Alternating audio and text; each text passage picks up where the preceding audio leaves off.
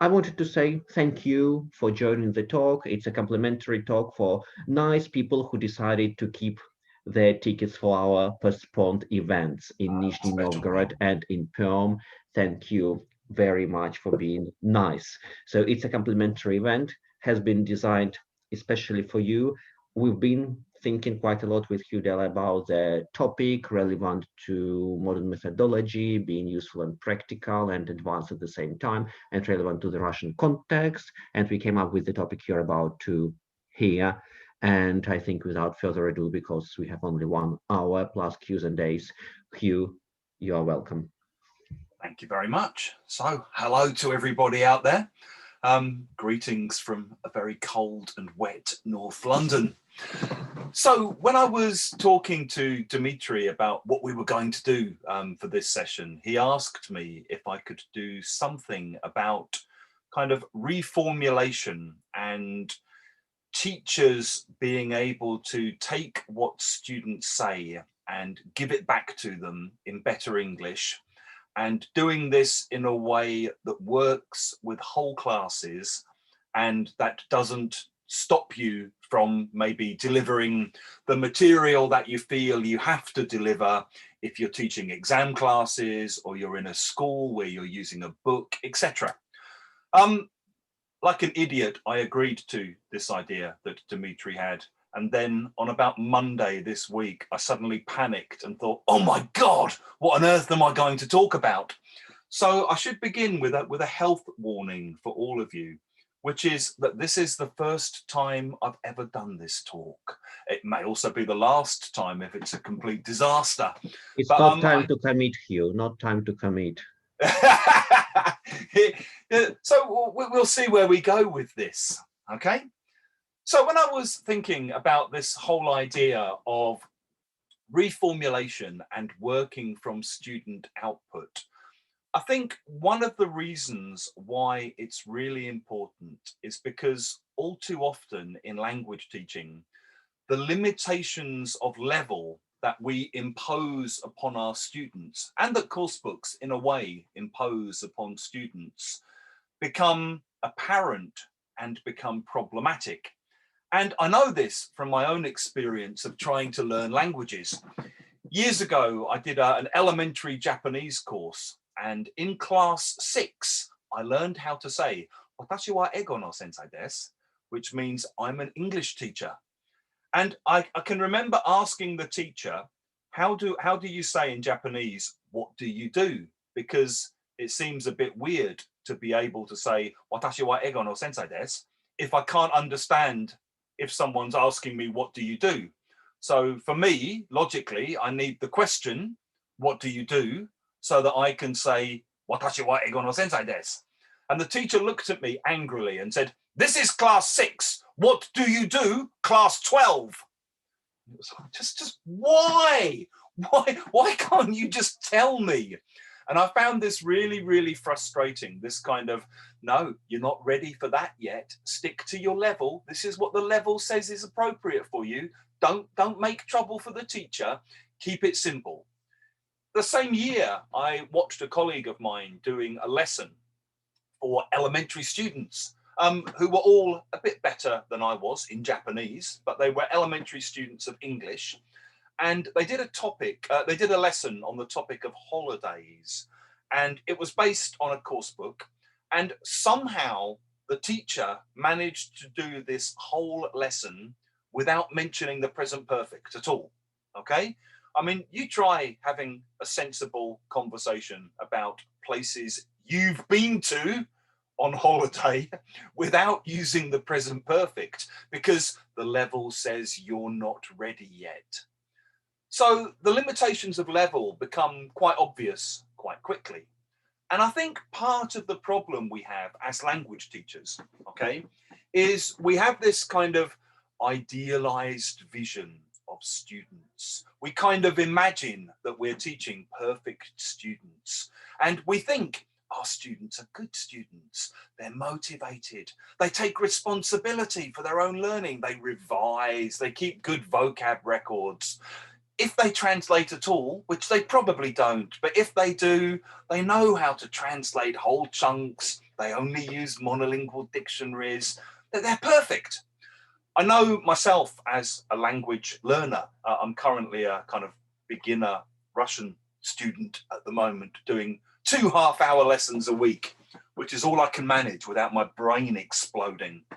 And every week, as a teacher, I tell myself, this week I'm going to try harder and revise and try and sort out my vocab records and, to try to keep up with everything. And of course, the reality is I do my 2 half-hour lessons, and that's it. That's basically all I've got time for in my otherwise busy life. So if I don't live up to the idealized portrait of good students, why should I expect my students to live up to this kind of idea of idealized students? And I think we need to kind of ask ourselves, do these perfect students actually exist? My own feeling is they don't, and that the problem then becomes that the students become the level, or maybe the level becomes the student. And the way that we think about the people we're teaching is we have this kind of, this is pre-intermediate, this is intermediate, these students go in here, they're somehow deficient or inadequate, and I need to get them to here. And that we kind of see the students as having failed to achieve where they want to try to get by the end of the course. And so I think what that then means is we think about, well, what can we fill the classroom time with to bring them up to the required, desired level? And a lot of the time, sadly, that is a checklist of structures. And I'm sure all of you at various stages of your teaching career have had these kind of conversations about a class you're teaching. We've done the present perfect, simple and continuous with them. Maybe tomorrow you could do the past simple and past continuous with them, or the past perfect simple with them. And you kind of tick these things off your list, thinking that slowly you're bringing the students up to the level. Where there is space that the grammar doesn't fill, I think often what then happens is supplementary material fills this space. We bring in photocopies, games, songs, activities, laminated pictures, and we fill all of this extra time with stuff that we bring to the classroom in the hope that it will kind of force the students upwards to the desired level that currently they're deficient in and haven't yet reached. And often I think where you get classroom speaking, the classroom speaking kind of consolidates this way of thinking about things. A lot of classroom speaking is basically controlled practice of grammar structures. Okay. I'm sure you've all done this kind of thing. What would you do if you won $1 million? Buy a house. Give me a whole sentence, please. Oh, fucking hell. If I won $1 million, I would buy a house. Now ask your partner. Oh, Jesus. And you do this for half an hour, despite knowing that no one in the room's ever going to win $1 million. And then we go into the staff room and go, tick, second conditional, done. We then do kind of free practice speaking activities, often because course books ask us to, and often quite weird free practice activities because course books ask us to. So when you look through things like English File, you get such exciting free practice activities as tell a ghost story, create a radio advert, talk about crop circles. These kind of just bizarre things that probably none of your students have ever done in their own first language, that suddenly we're somehow expecting them to kind of glue their knowledge of structural grammar and vocabulary together in and have these kind of free, fluent, flying off the edge of a cliff kind of conversations. So I kind of think that the way we think about level is just basically wrong. that we kind of think about level a bit like levels in a computer game. You know, when you're playing Super Mario or something, you go here and then you go up and then you go up and then you go up. But language isn't like that. I mean, levels in a language aren't like the levels in a computer game. Students sort of exist in different levels simultaneously. Your listening level may be different to your speaking level. Your reading level will be different to your listening level or your writing level. Your level within some kinds of conversations will be different to your level within other kinds of conversations. And I think what we tend to do all too often is we kind of use the idea of level as a kind of straitjacket, and we limit and shackle what we think students' level is because they're intermediate or because they're pre-intermediate or because they're beginners. And I think there is another way. And maybe this other way starts by just thinking about, why do students come to class? Okay.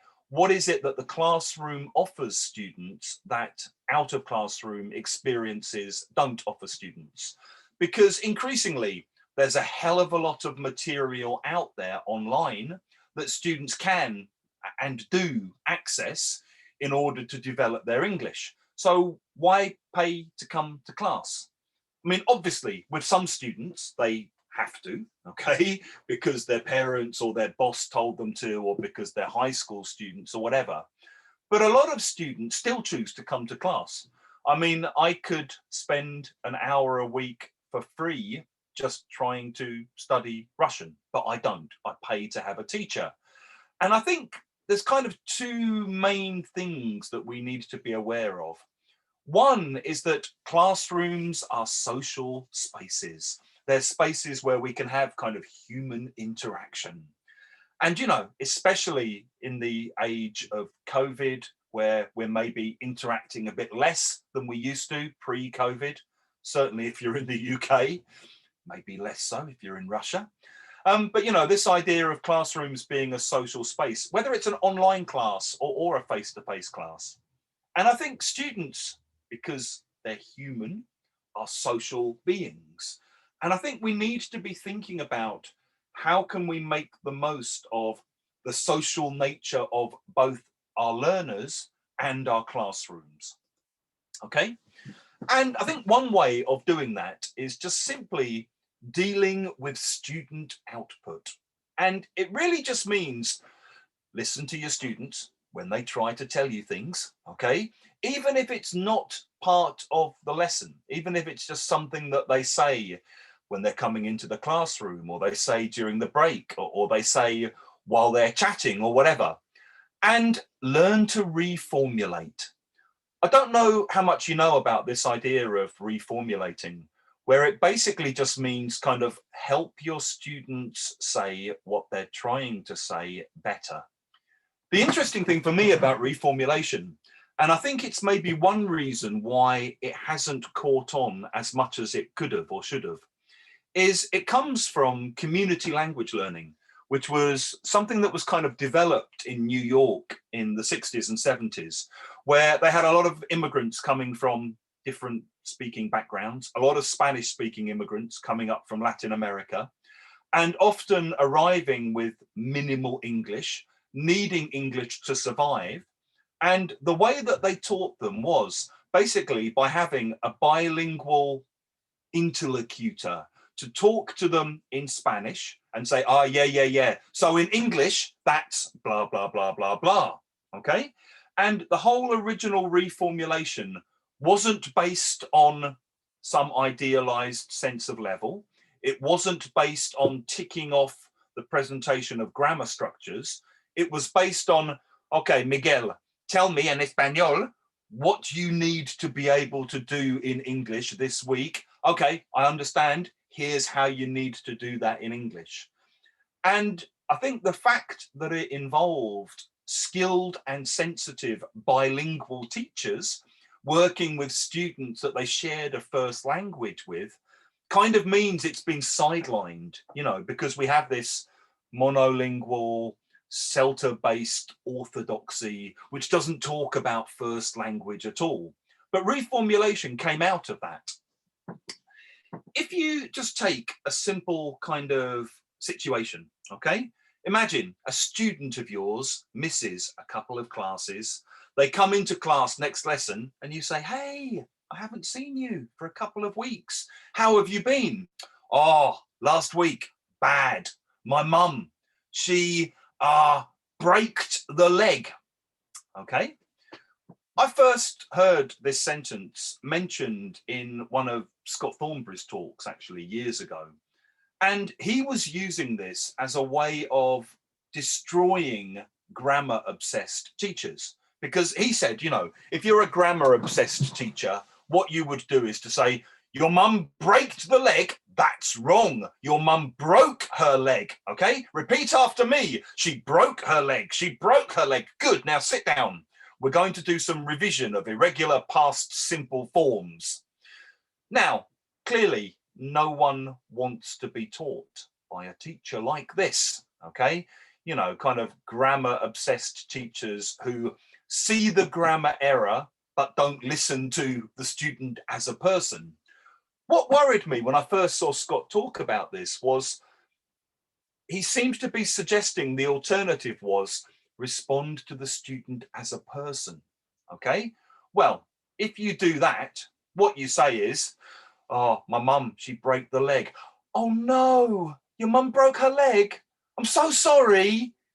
Anyway, open your books at page 42 and we'll do some revision of irregular past simple forms. Well, that makes you a slightly nicer human being, okay? It probably makes the student hate you a little bit less, but it doesn't go very far in terms of working with what the student has said and doing something meaningful or useful with this. So what I'm going to do is just walk you through an imaginary classroom conversation that I would have with the student whose mum, she braked the leg, okay? And then I'll talk a bit about what's going on here. So this is me and my imaginary student. Sorry, I know, come class. My mum, she broke the leg.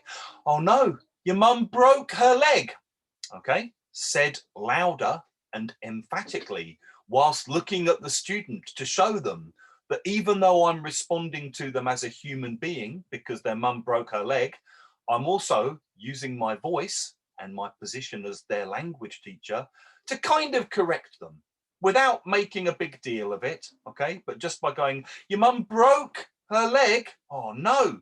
Yes. Is she all right? No, no good. They put they put a bandage on. Yes, bandage. Ah, is it hard?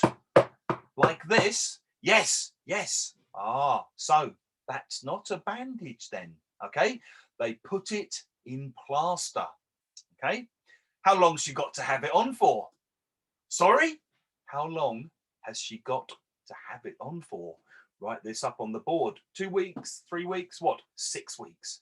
Oh, 6 weeks. Write this up on the board. What a pain. Can she walk? Now? No.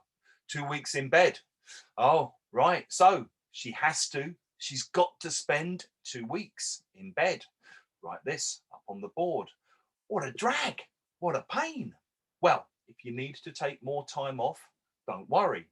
So as you can see, there's this kind of, I'm talking to you as a human being, okay, who's got problems and maybe needs some more help from me, but also I'm using you, okay, as teachers use students to model how to have this conversation for everyone else in the class.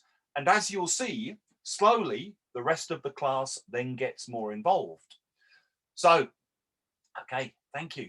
What did you say this was? Ah, plaster. So they put it in plaster. She has to have her leg in plaster for 6 weeks. And the other, a different student asks, bandage? Yeah, bandage. Everyone, bandage. Then taking this one student's question and asking the whole group, so what's the difference between a bandage and in plaster? Hard. Yeah, which one? Plaster. Good. So, you know, Miguel's mum, she has to have her leg in plaster, okay, to protect it. So why would you put on a bandage? Again, asking the whole group to bring everybody in. Cut. Yeah, okay, maybe that's a really deep cut. You'd better put a bandage on it. Write this up on the board. Any other reasons? Another student, student 4. I'm an optimist. I like to imagine all the students would get involved by this stage. Play football. Knee. Oh yeah, that happened to me actually. I injured my knee a few years ago. So now I wear a bandage on my knee when I play to support it. Student 5 in the dictionary, stressing a little bit. My dictionary says plaster is this, and they point to a picture of a band-aid in the dictionary. Ah, yeah. Well, if you put a plaster on, that's a different kind of plaster, okay? So you put a plaster on, like if you have a little cut on your hand. If your leg is in plaster, not a plaster, it's different. It means you broke a bone. So, you know, you write the extra sentence up on the board. So they put my leg in plaster. Who's they? Doctors. Good. Okay. And with plaster, you're more likely to say, ow, I've cut myself. Have you got a plaster? Write this up on the board. What would the other person say? Okay. You know, again, what would the other person say? Yeah, 1 minute. I've got some in a drawer in the kitchen. I'll go and get you one. Or, no, sorry. No. Do you want me to go and get you some? Okay. So again, with all of these, it's kind of walking this tightrope and balancing between responding to my student as a human being whose mum has broken her leg and who's obviously missed class because of this, may need to miss more classes because of this, but also trying to use this as a teaching opportunity, trying to revise some medical related language, looking at how the grammar and the vocabulary connect within this conversation, and using the whole class to kind of add to these ideas and develop these ideas. And then using the board as a record of how to have these kinds of conversations better if you ever need to. So I think what you then have are some basic principles, okay? One is even really low level learners can be really interesting. You'll notice, you know, the students in this imaginary conversation are basically kind of, you know, elementary, pre-intermediate. They're not using past tenses properly. They're making mistakes with their English, but they're still human beings and they're still interesting and they still have something to offer, even though it's, you know, not the level that you might want them to be. Rather than thinking about how can I get them here, I'm thinking about, okay, I can hear where you are. How can I help you be where you are better? Sometimes it's just good to teach without materials, okay? And maybe that's a weird thing for a coursebook writer to say, but I think learning how to do little bits of this kind of working from students often is a really important thing. Sometimes, and we'll look at this in a minute, students might want to talk about bad things. Course books don't include all kinds of language for all kinds of reasons. So, you know, generally you don't find discussions about cancer in course books, possibly for good reasons, because, you know, people may have lost loved ones to cancer. People in the class may be struggling with cancer themselves. But just because it doesn't appear in a course book doesn't mean students will never want to talk about cancer, okay? Course books don't have much on death because, you know, you might have lost someone. We all lose people as we go through life. But that doesn't mean you never want to talk about it. And there'll often be good reasons in class why students try to talk about those things. Sometimes also, and we'll talk about this again in a minute, you'll just disagree with what your students say. I mean, students will say things and you think, oh, seriously? Oh, okay. you then have to choose whether you just teach them how to say what they're trying to say better, whether you start by telling them you disagree with them and why you disagree with them, whether you do both, whether you teach them the language and explain why you disagree with them. And, you know, that will happen more if you allow a bit more space for the students, okay? Students need space to ask about whatever they want to ask about. And I think just being aware of that and not rushing through your lesson plan and trying to make sure, will I get to exercise 12 today like I've written down in my lesson? It doesn't matter. You know, if you only get to exercise 6, but you don't finish the lesson because students want to go somewhere else, follow the students. I think also, as we'll see in a minute, talking about language can lead to talking about students. And when you're thinking about the language you're writing on the board and about the kind of practice that you're doing, most of the examples will be me, me, me, me, me, me. What about you? Oh, really? That's you? Oh, well, me, me, me, me, me, me, me. And you? A lot of the time in course books, we have this kind of weird obsession with third person because of third person S. So you read, you know, Michael eats a sandwich for breakfast. David doesn't drink coffee. And you get these kind of weird imaginary people that no one cares about. What most people care about is me, you, me, you. And I think our examples and our practice should kind of reflect that more. So, a few case studies, okay? Here are some things that students of mine have tried to say in my classes that I've rephrased into better English, okay? I'm just going to talk through how these things worked, I think, and how we got from one thing onto the next. So the first one was I was doing an intermediate level class, and we had this sentence in a listening, which was, he didn't recognize me at first, okay?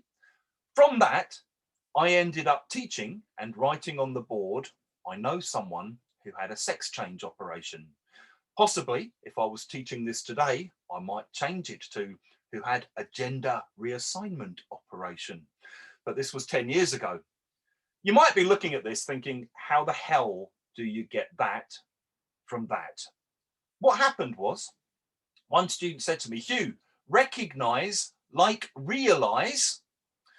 Well, it's quite a difficult question, actually. Usually, if you realize something, it's like you suddenly think it or you suddenly become aware of it. So maybe, you know, on the way to the airport, I suddenly realized I didn't have my passport. So I had to go back home and get it. I was walking to the bus this morning when I suddenly realized I hadn't turned the oven off. So I had to run back and turn it off. It's like this thought suddenly came to me. If you don't recognize someone, you don't realize who someone is because they look different.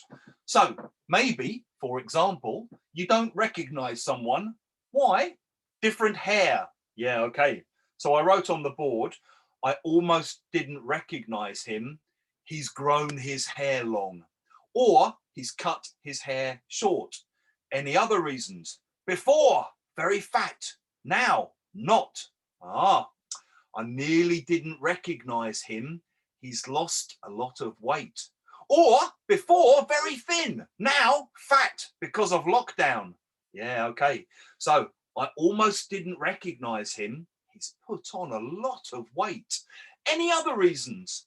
I then had a Thai student in my class called Lek who said, now he is she. What?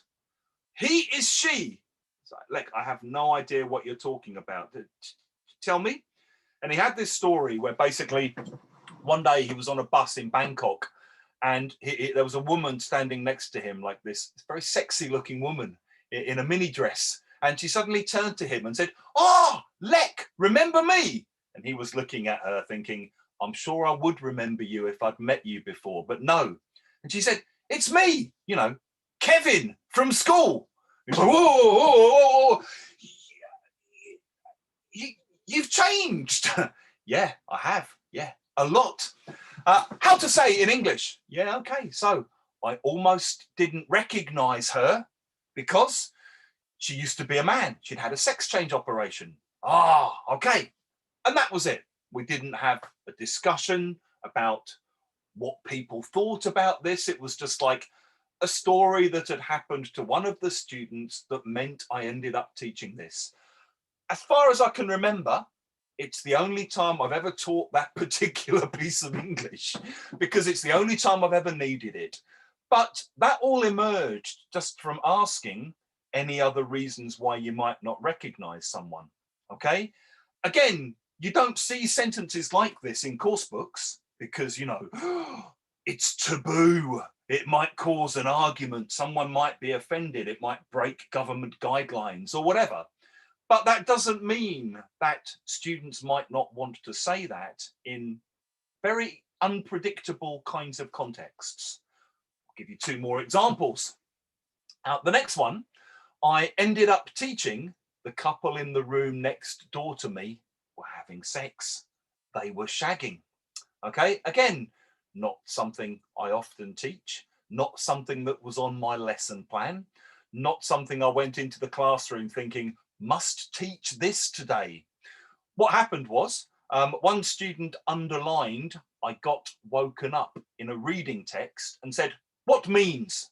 So I wrote on the board, I got woken up at 2 o'clock last night by my flatmates having a party. Okay. When we'd finished the reading and we'd done the comprehension questions, I then said, so in the reading, yeah, the person talking got woken up by the storm outside. You can also, you know, you're sleeping, suddenly, oh, what's going on? I got woken up by, for example, my neighbours, my flatmates having a party. Okay. Any other reasons why maybe you get woken up? We had a couple of ideas, like, how to say noise of police car. It's yeah, common London problem. I got woken up by a police car, okay, or by a police siren, if you really want the word for this. Any other reasons, okay? One of my Japanese students said, last month, business trip, sleeping, expensive hotel, very nice, wall, how to say, not wall, like paper. The walls were very thin. Next room, I hear, I wake up. It's like, Yoshi, I'm sorry. There was an Italian guy in the class who then went, they are fucking.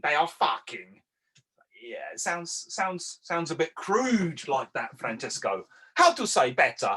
It's like, yeah, so I got woken up by the couple having sex, or if you want to kind of, you know, somewhere between that and they were fucking, they were shagging. Okay, bit more polite, bit more acceptable. So again, we didn't have any further discussion of this vocabulary. Someone did say, Austin Powers, the spy who shagged me, which was the subtitle of the Austin Powers movie when it came out, because it's kind of playing with that idea of the James Bond spy who loved me thing. Last one, again, if you write course books, it's a real struggle to include pig-related vocabulary, because publishers will tell you, we just don't include words connected to pigs because of the, you know, Saudi market and the Israeli market, okay?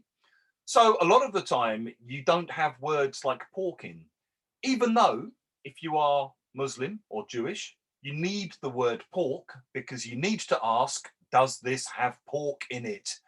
You know, it's a fairly important word. We were doing a pre-intermediate unit.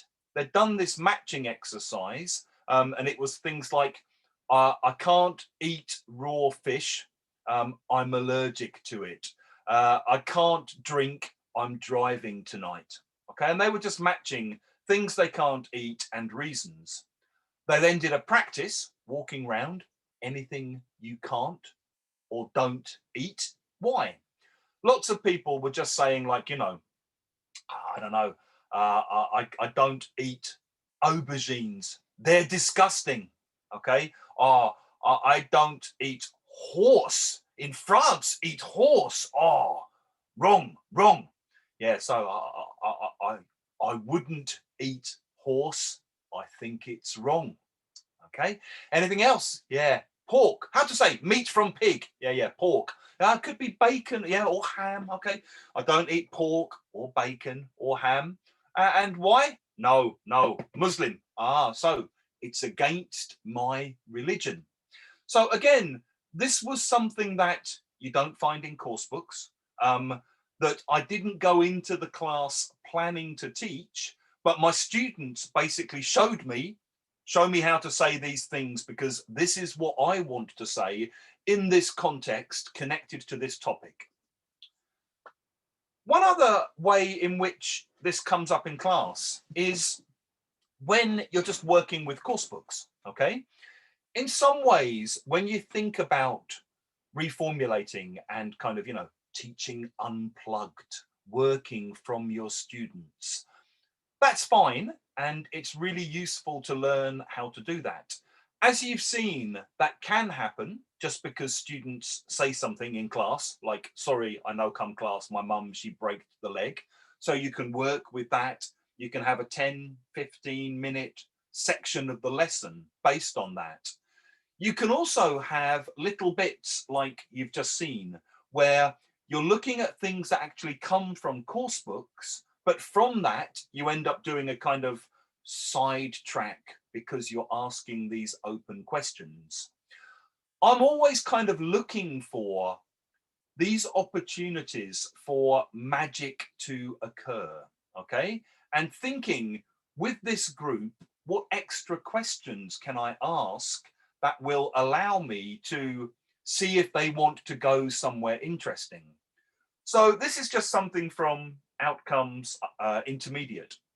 It's basically kind of grammar, kind of vocabulary. It's looking at things like look, sound, seem, okay, and how to use them with vocabulary like stressed, exhausted, a bit down, relaxed, in a good mood. The exercise is basically, to begin with, match the questions or the comments with the responses. So it's things like, are you okay? You look a bit stressed. I am. I'm really behind with work. I've got exams next week. Are you all right? You look exhausted. Can't remember what the answer was. Dun, dun, dun, dun, dun. Oh, maybe that one's I am. I'm really behind with work. I can't remember. Always check the answers before you go in class. What I'm thinking about is, as I'm going through and I'm checking, these words in yellow, the exercise doesn't force me to teach them. It doesn't force me to focus on them. But I'm looking at them thinking, I can ask questions about this vocabulary and do something with it. So it might be something like, yeah, I'm so tired. Are you all right? You look exhausted. I am. I had to walk all the way home because my car broke down. I might then just ask something like, yeah, so usually if your car breaks down, what do you do? Okay, repair. Oh, you can repair it yourself? No, no, no, no, no, no. Oh, so maybe you get someone to fix it. You get someone to repair it. Who? Garage. Yeah, so maybe the person in the garage. Yeah, so maybe you phone a mechanic, you phone the garage, and they come and fix it. Okay, they come and repair it. Okay, are you okay? You look a bit ill. Yeah, I feel terrible. I think I'm going to throw up. So maybe, sorry. So maybe you throw up because you're ill. Any other reasons why you throw up? Okay, well, because you've drunk too much. Maybe you've got food poisoning, something like that. A lot of these questions, I kind of know the answer, but not always. I had this one group once where they were all, it was an all-female class, and they were all quite kind of high-powered, wealthy, kind of business women, working women. And I knew from a conversation they'd had the week before that they liked spas. So I thought, so what was it? She sounded, It was nice to hear her happy. She sounded so relaxed. Yeah, I think her week in the spa in Prague really helped her. And I just asked, so if you go to a spa, what kind of things might they do to you in the spa? What might you have done? In pairs, just quickly share your ideas. Well, this class went crazy about this whole discussion, and they had this kind of 10-minute thing where in intermediate level English, they were basically saying, oh, have you ever tried that fish thing where you put your feet in the tank and the fish eat all the dead skin on your feet? Oh, no, I don't like the idea of that. Have you tried it? Oh, it's wonderful. My feet came out like baby's skin. You should try it. I'm worried that the fish would bite me and make me bleed. No, no, it's fine. It's really all good. Have you ever had a body wrap? I'm not sure I know what a body wrap is. 10 minutes of this kind of discussion about spa treatments. What we ended up with was this. So you're obviously all experts on spa treatment. Let's have a look at some of the things you were talking about. So I spent the week in a spa. It was great. The weekend in a spa. I had a massage. It was very relaxing. The missing word? Yeah, that's right. Which was very relaxing. Good. Now you can't say that here. You can say and that, but you've got the comma, so it has to be which. Good. Yeah. So Yoko, you were talking about body wrap. Okay. New one for me. I've never heard about this. Okay. Some of you never heard about this either. Apparently, it makes you look slimmer. Okay. Yeah, I had this body wrap. It's to make you look slimmer. Not it's said to. Does begin with S. It's supposed to. Good. Okay. It's supposed to make you look slimmer. Oh, I had a body scrub to make the dead skin go away. To get, yeah, good. To get rid of all the dead skin. Okay. I had a facial to get rid of all the dead skin on my face. You're looking very young there. Yeah. And I had my nails. Yeah, I had my nails done by somebody. Like I had my car fixed. I had my car repaired. So these kind of questions, they don't always work the same way. I might have another group and say, anything you can do in a spa, and the students just look at me and go, massage? And you go, yeah, okay, fine. Anything else? No, move on. Some classes will go, spa, my special subject. And you don't know which groups and which students are going to react in that way unless you ask those kinds of questions and create that kind of space. So it's things like he's just split up with his girlfriend. Yeah, 3 possible reasons why you split up with people. He's quite upset about it. So you might be upset after you split up with your girlfriend. Any other reasons why people might be upset? Okay. Yeah, you might be behind with work. What do you need to do when you're behind with work? You need to catch up. Yeah. Any other time you need to catch up. So all these kinds of questions leave space for interesting things to happen sometimes. And obviously doing this, it takes longer than just going through the answers. Okay. But I think it's time well spent because it's thinking about what students might want to say or what they might have heard said, using that kind of floating ambient vocabulary that's there in the exercise, but that you can choose to focus on or to ignore. The exercise doesn't force you to focus on it. It's like ambient music in a supermarket or the airport or a lift or something. If you don't want to pay attention to it, you can pretend it's not there. But if you want to listen to it, you can. I think also what it does is it works the language more. You're kind of going deeper into the language. You're doing more with what's there on the page. It also allows much greater recycling of grammar and recycling of vocabulary. So here you've got, I did something which was great, which was very relaxing. It's supposed to, you had get rid of, you had get something done, have something done. So all the time you're kind of recycling and going over and keeping moving the grammar and the vocabulary that students have already met or may have already met. Okay? It means that you kind of break the class up with lots of little bits of talking. So you're kind of doing a lot more talking in small doses more often. And it allows plenty of space for personalization and sidetracks and humor and anecdotes to kind of emerge.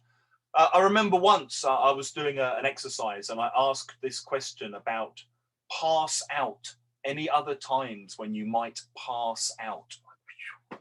And the first answer was Justin Bieber. It's like, when might you pass out?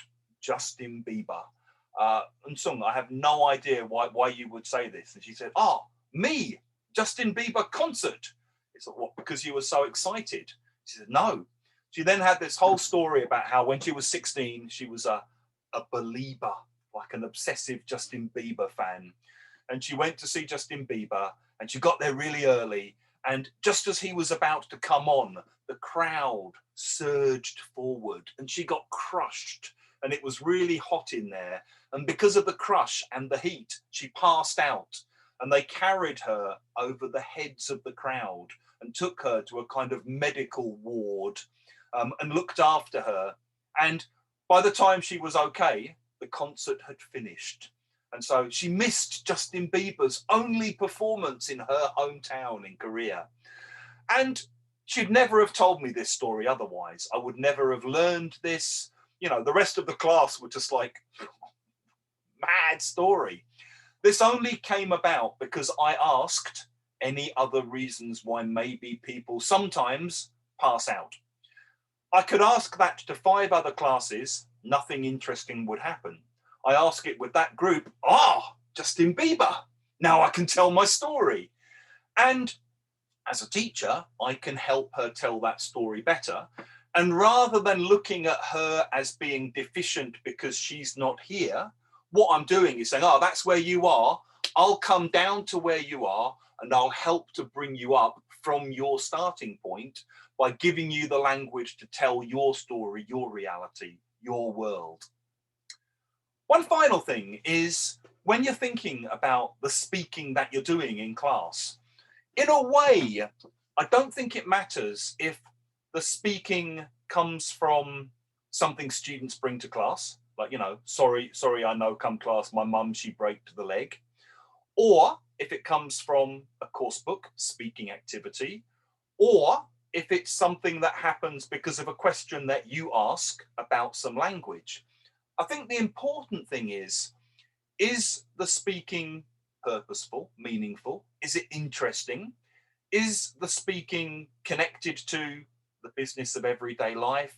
Is it something students might talk about in their own first language?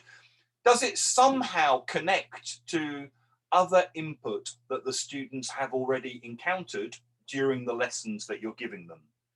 And this is much more important than where does the speaking derive from? Does it only come from the students, or have I kind of helped to bring the speaking into existence? And if you listen to people who are kind of hardcore reformulation, people like Scott Thornberry, who basically, don't believe you should use material, all speaking should come from the group. Well, that's easy to say if you're not teaching 20 hours a week.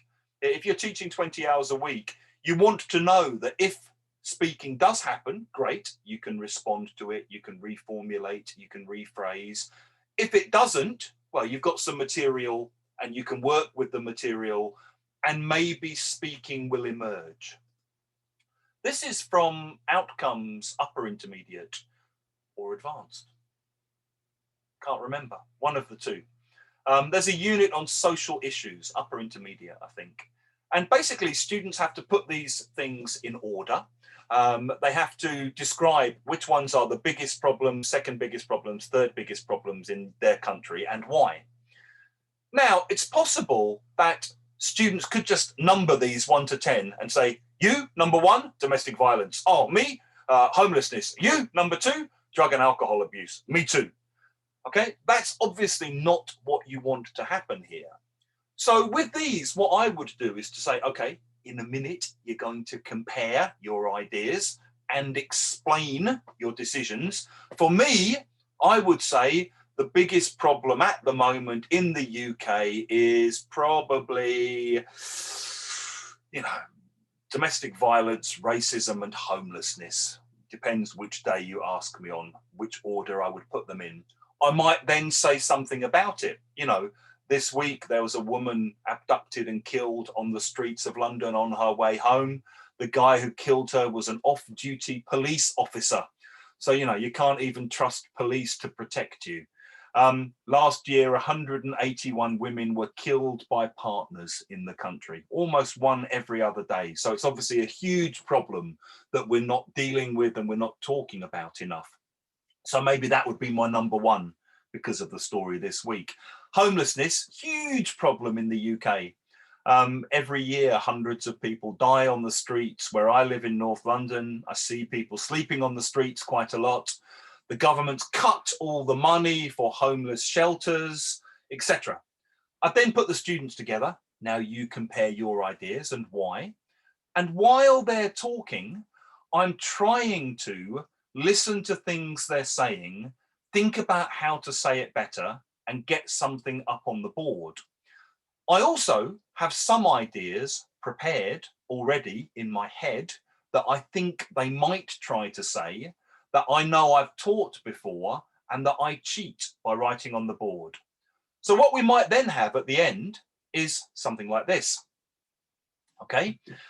As I'm writing this up on the board, I will gap things. So I might gap rocketed. I might just write R ...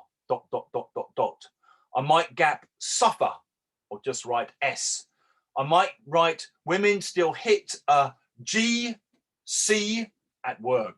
All the top jobs tend to go to the men. A lot of women get B ... up. Some end up leaving, and S ... refuge. Okay, so I'll basically be gapping words and saying, okay, so I heard some really amazing things. Let's look at how to say some of those things better. So some of you were saying family breakdown is a really big issue because more and more people are getting divorced. 10 years ago, 20 years ago, maybe 10% of marriages ended in divorce. Now, I don't know, what is it, 30, 40, 50%? So the divorce rate has, it's soared, or, not just risen. If it's risen like that, rocketed, good. What tense is it? Present perfect, good. Why? From the past to now, over recent years, good. A couple of you were talking about racism and saying, black footballers, they still get a lot of abuse from fans. Fans throw bananas, they make monkey noises. Black players have to deal with this. So they still suffer a lot of racist abuse. Any other kind of abuse people can suffer. So you can suffer emotional abuse. You can suffer physical abuse. You can suffer psychological abuse. Good. Some of you are talking about gender discrimination and saying, wow, we pretend we're an equal society, but still men get the best jobs. Women, you can start here, you can go here. You want this job? Forget it. You don't know, but there's a limit to how far you can go. So you hit a glass ceiling. Good. Okay. So all the top jobs go to the men. And I would be basically kind of eliciting, explaining. If they really don't know, just giving them the vocabulary, sometimes asking about grammar, sometimes pointing out things. So we've been investing heavily. Preposition, in. Good. You invest in green technology. Okay. What tense is it? Present perfect continuous. Why? Continuing from the past, continuing still to now. Okay, good. And so again, all of this is a way of making the students feel I'm listening to them, working with the students' ideas, helping them say what they're trying to say better, giving them more exposure all the time to grammar we've studied already, how to use that grammar to talk about things they want to talk about, recycling vocabulary, and they go away with a record of the kind of interaction between the students and the material and the teacher. So their notebooks become this kind of personal, different from each class, from class to class. Even if I'm using the same book, what ends up going into their notebooks will be unique to their own conversations and experiences of discussing and working through the material. I'm going to stop there and I'm going to see if anyone has any questions. In case you didn't know, we have a website called www.lexicallab.com. We also run high-level online language classes, mainly aimed at non-native speaker teachers who are already terrifyingly good and want to get even better. If this sounds like you, have a look at the online lessons we offer. If you're on Facebook, we're Lexical Lab Limited. If you're on Instagram, please find us. If you want to email, I'll send Dimitri a copy of the slides anyway, but if anyone wants to email with questions or anything, please do. It's hugh@lexicallab.com. So I taught him marketing.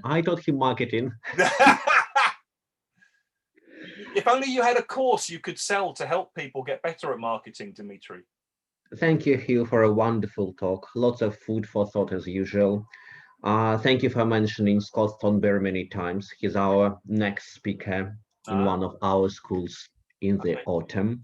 And ask him how many hours a week he teaches. He always speaks highly of you, Hugh. Let's carry on with the questions. Yeah. If you we don't have many people, do we? You can just ask.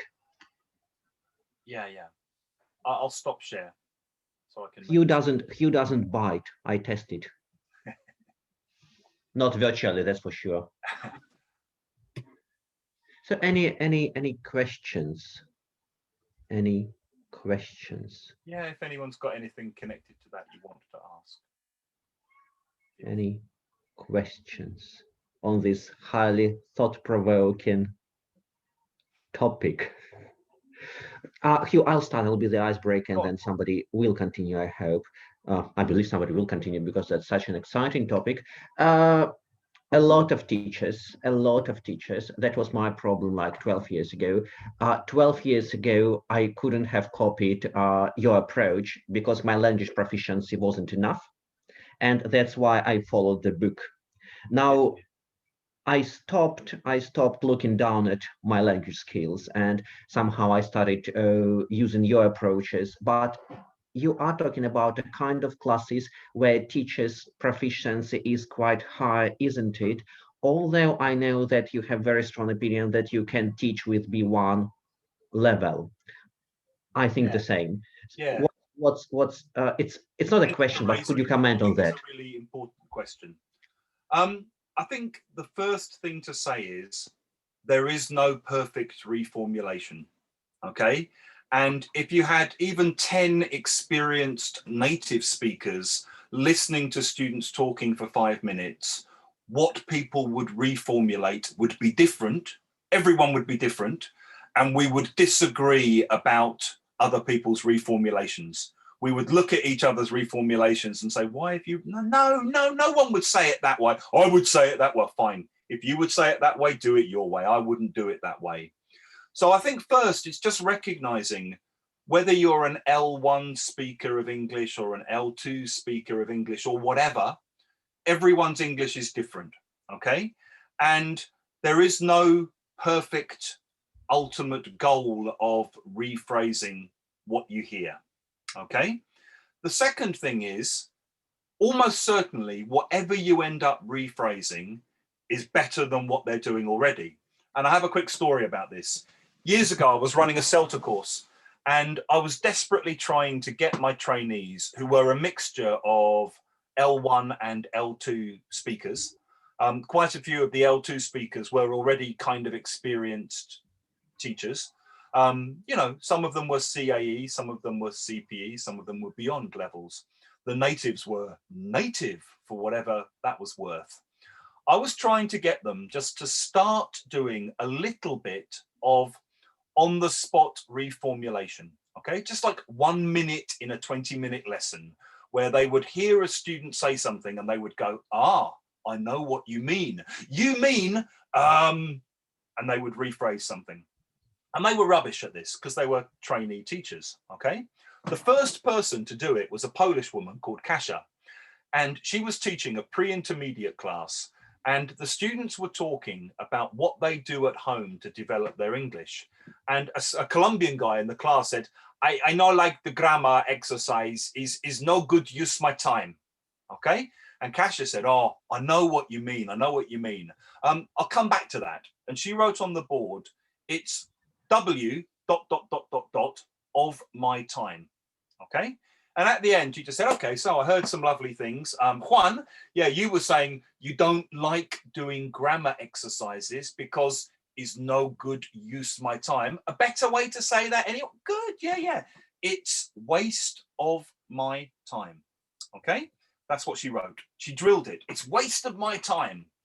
During the feedback with the trainees, I was basically saying, did you notice what Kasia did? Okay, first person to do this. Really, really pleased to see you doing this.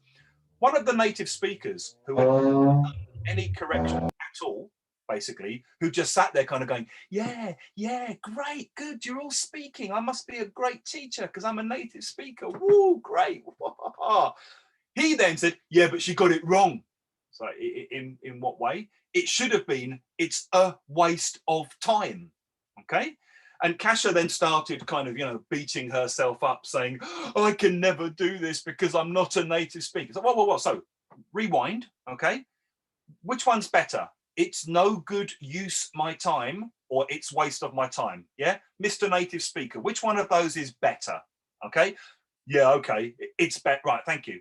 Okay. It's better. That's all I'm interested in. That's a very good story. Thank you. You get to decide what you correct in your classes. And so far, what have you correct? Nothing. Okay. So until you start correcting, I don't want to hear from you at all. Okay. I'm not interested in what you imagine that you would teach in the situation. Kasia was in the class. Kasia did something. It's what I've been asking you all to do. It was better than what Miguel said. Okay. Maybe next time she reformulates that, she might change it to, it's a waste of time. Fine. But,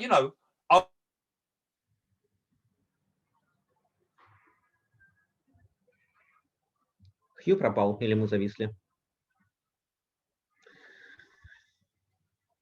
Сейчас вернется. Всему свое время.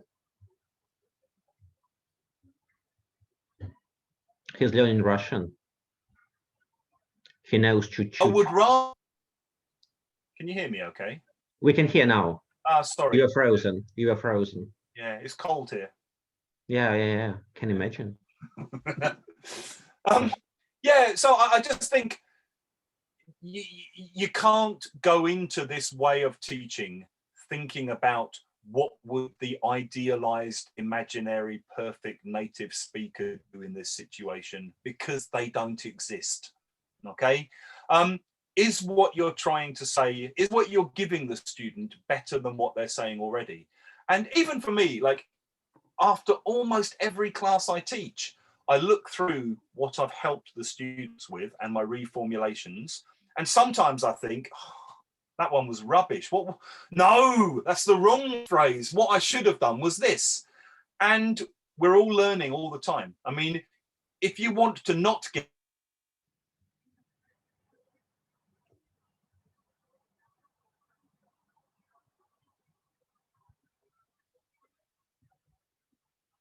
better at it and to drag the students up to the level, I think you only get better at it by starting to do it and thinking about your own reformulations and thinking about, yeah, that wasn't what the student meant.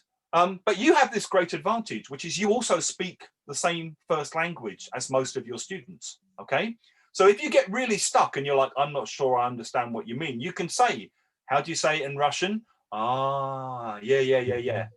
And, because you speak the best English in your class, you will have a better idea of how to say that. You might later change your mind about that, but what you give them will be better than what they already have.